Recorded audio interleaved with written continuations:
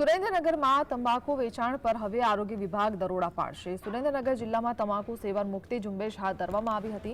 સતત 2 મહિના સુધી આરોગ્ય વિભાગના 300થી વધુ કર્મચારીઓ તમાકુ સેવન મુક્તિ ઝુંબેશમાં જોડાશે।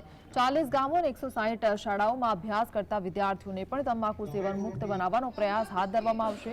સુરેન્દ્રનગરમાં જાહેરમાં વેચાતી તમાકુની વસ્તુઓ પર દરોડા પાડવાની કામગીરી પણ હાથ ધરવામાં આવશે। तंबाकूना सेवनथी कैंसर जेवा गंभीर प्रकारना रोग थाय छे।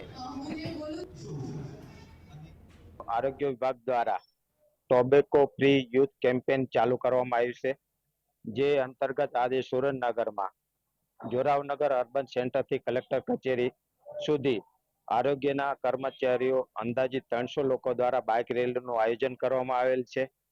खास आ आयोजन द्वारा लोकोने संदेश आपवानो प्रयास करी रह्या छे विभाग द्वारा के लोको तमाकुनो उपयोग न करे, तमाकू मुक्त थाय अने खास एनाथी थता गंभीर रोगोथी अटकावो गंभीर रोगो अटके एना माटे आ केम्पेन चालू करवामां आव्युं छे।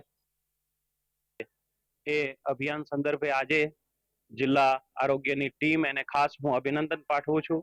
एमणे एक सुंदर रेलीनुं आयोजन करेलुं छे अने आ रेली थकी तमाकुना जे दूषणो छे अने एना कारणे जे खास करीने केन्सर जेवा जे रोगो थई रह्या छे एमांथी मुक्ति मेळववा माटे थईने लोकोने एक जागृति माटेनुं आ एक अभियान ए हाथ